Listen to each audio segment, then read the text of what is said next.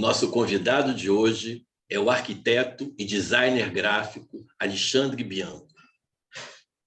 Nós vamos conhecer um pouquinho a sua trajetória, os seus projetos e, sobretudo, falar de arquitetura no momento da retomada. Que bom receber você hoje aqui, Alexandre. Que prazer tê-lo em nosso programa. Como é que estão as coisas por aí? Tudo bem, Baiar. Prazer é meu, uma honra muito grande estar aqui com vocês.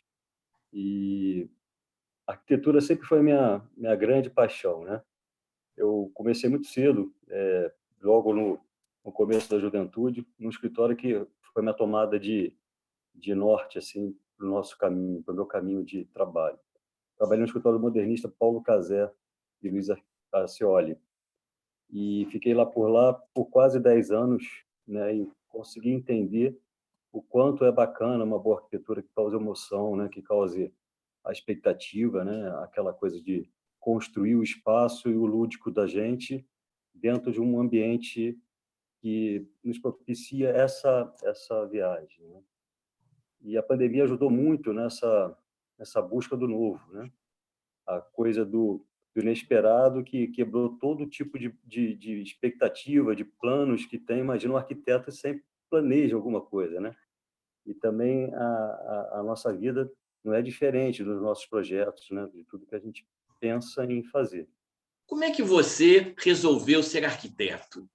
Foi uma escolha sua pessoal ou a sua família é uma família de arquitetos? Porque é engraçado, a gente olha um pouquinho a sua trajetória. Primeiro você fez o curso de arquitetura e depois você fez um curso de designer gráfico. Queria também que você me dissesse, primeiro, como é que veio esse gosto da arquitetura em você e, segundo, como é que essas duas formações complementam, sem dúvida alguma, a sua trajetória profissional. Sim, a realização pelo desenho, né? Começou da cultura de admirar meu pai na prancheta, trabalhando, e começou com uma coisa muito assim bacana, muito lúdica, que é aquela escalímetro, né? Que é a seção triangular de uma régua, cada ponta tem uma escala. Eu achava o máximo ele olhar aquilo e cada vez virava, e eu não entendia por que tanto manuseio sobre uma ferramenta, né? Uma coisa que era diferente para mim. A régua tinha que ser plana, não triangular, com a seção triangular. Dali começou a me despertar em prestar atenção no que aquilo que ele fazia. E aí aquela cultura de ver a prancheta enorme dentro do ambiente e tomando conta, o desenho crescendo, o papel às vezes que não cabia no tamanho da prancheta. E aquilo tudo começou, desde pequeno, a criar um conceito para mim de que aquilo era o meu objetivo. O desenho começou a ganhar mais força, né? Porque eu sempre desenhei muito, eu sou avesso muito, sou um pouco diferente assim, não sou muito ligado aos esportes, à prática é mais uma coisa introspectiva. E o desenho começou a me chamar a atenção e na hora H, o que fazer? Arquitetura ou um desenho artístico, né? E aí acabou por orientação do meu pai mesmo, olha, tenta basear a sua vida para aquilo que você gosta mais, aquilo que você consegue ter o melhor resultado de realização. Trabalhar sobre aquilo que você quer é uma coisa muito mais prazerosa, aquilo que te realiza, do que você ter a dificuldade de trabalhar com uma coisa que, de repente, não é bem o teu objetivo, não é aquilo que te realiza. E aí, dentro disso, eu comecei com a arquitetura, e antes mesmo de terminar a arquitetura, já comecei o curso de design gráfico, que foi uma coisa por questão de realização, de complementação daquilo que eu gostava, né? E aí esse despertar foi sempre que associando uma coisa com a outra, não tanto pelo caminho do design gráfico, mas muito mais pela arquitetura, mas com certeza um e outro me ajudaram muito na minha formação. Interessante, Alexandre. Você há pouco falou, na realidade, que quando a gente decora um ambiente, quando a gente cria um ambiente, a gente faz isso com muita emoção, não é?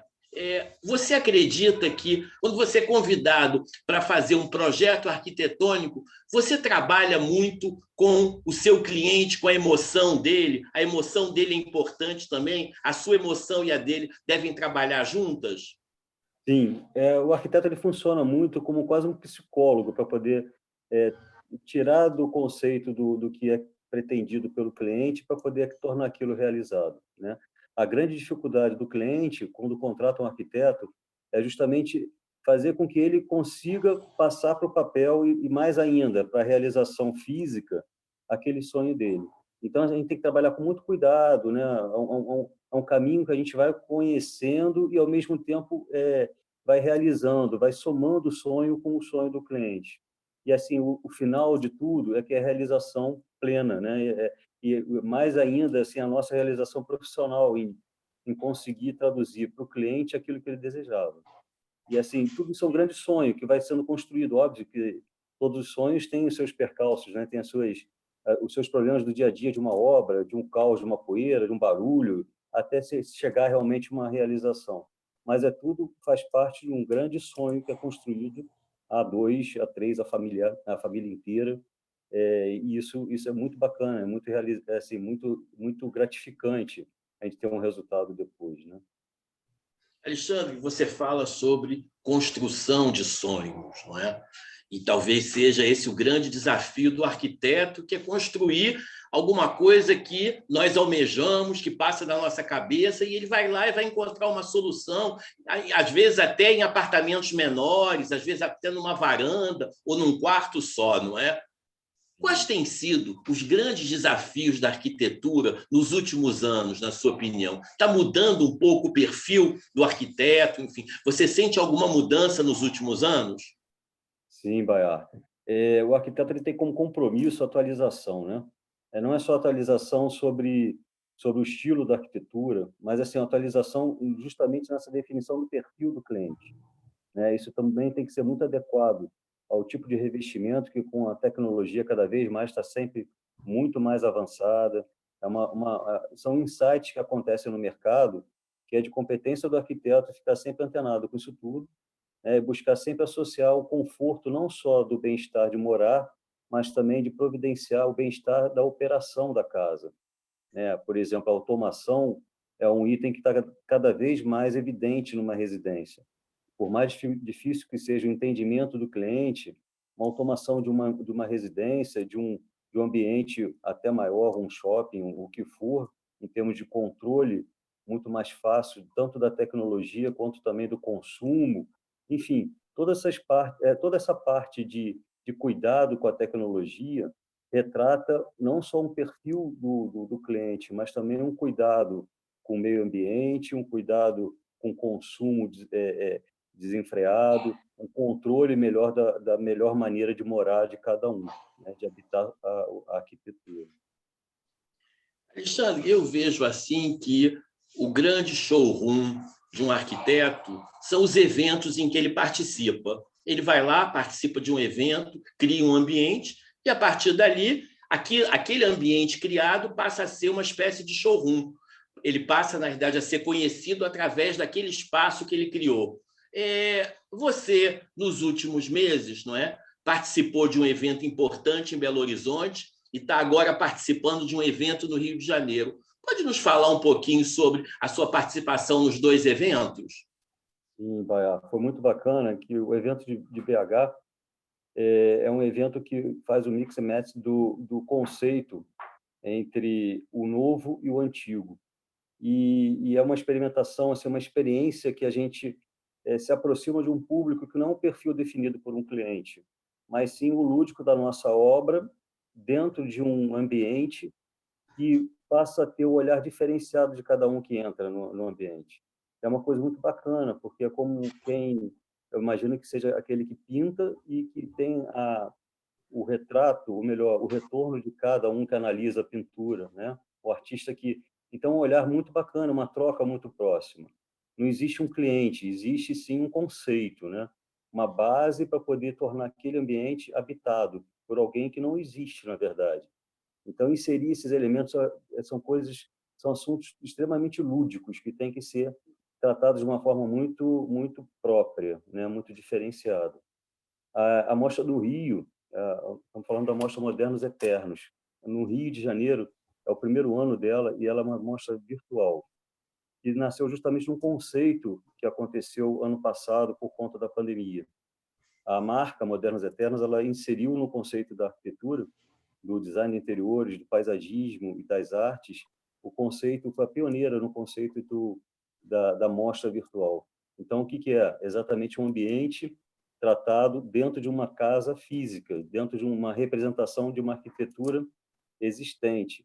e é criado, então, um ambiente virtual dentro daquele espaço, e cada arquiteto, designer, artista plástico, cenógrafo, começa a tratar e começa justamente a, a buscar, nós começamos a buscar um novo e diferenciado tratamento com aquilo que não existia até então, né? Então, você criar um ambiente virtual, fazer a pessoa ser inserida dentro desse ambiente virtual, com um mecanismo 3D, que você entra no ambiente. Então, isso tudo foi um despertar novo, num período que, na verdade, teve que repensar como fazer esses eventos que dessem a característica do físico. Foi uma experiência muito bacana mesmo. Alexandre, quando a gente conversa com você, a gente sente que você é um intelectual, que você traz, na realidade, o pensamento da arquitetura para dentro dos espaços onde você cria o seu projeto. Então, isso é muito interessante. Você não fala em glamour, você fala em adequar o espaço aos anseios do consumidor final. Você fala em sustentabilidade, você fala em ensinar as pessoas também. E eu vejo uma coisa interessante, Alexandre, é que você nunca parou de estudar. Nesse momento, você está fazendo 2 MBAs na Fundação Getúlio Vargas, os dois ao mesmo tempo. Você acha que um arquiteto precisa estar constantemente se aprimorando, se adequando, na realidade, para poder sobreviver? Sim, assim, é fundamental isso acontecer, né? Esse contato com tudo que é o novo. A medicina da casa, vamos dizer assim. Acho que, assim como o médico que tem que se atualizar com toda a tecnologia, com tudo aquilo que cabe dentro do conceito de proporcionar o bem-estar para o seu paciente, o arquiteto, não só como arquiteto, como intérprete do anseio do cliente, ele tem que estar conectado para poder trazer sempre um resultado favorável, sempre um novo, para poder ter essa experimentação, essa experiência do cliente junto àquilo que ele não tem um alcance, né? Então, essa coisa do conhecimento é uma busca incessante e extremamente prazerosa para aqueles que realmente gostam do que fazem, né? É uma coisa que nós temos essa necessidade de atualização. Isso é muito bom, assim, nessa troca com o cliente. Alexandre, que conselhos você daria para alguém que pretende estudar arquitetura? Resolva por aquilo que mais gosta, entendeu? Tem que ter uma paixão muito grande. Você tem que chegar no ambiente e sentir aquele ambiente com toda a propriedade que ele tem que ter. Começa a descobrir a tua janela do ônibus que você pega, do carro que você anda, começa a observar o que está em volta.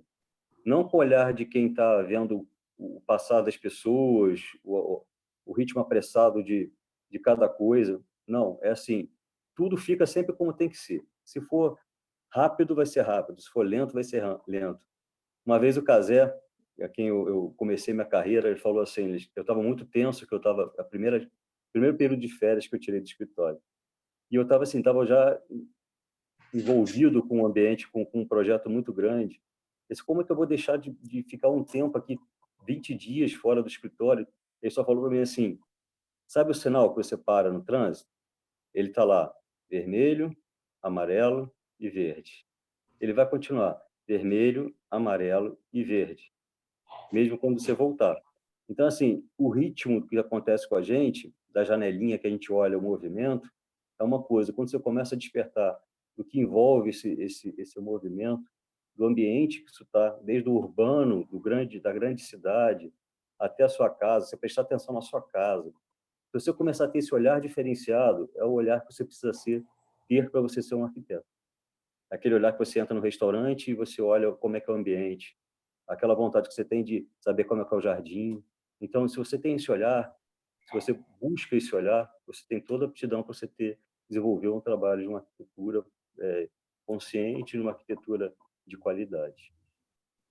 Olha, foi um prazer receber hoje no nosso programa o arquiteto Alexandre Bianco. Alexandre, eu queria que nessa última parte você, na realidade, tecesse as suas considerações finais da nossa entrevista. Baia, foi uma experiência muito bacana.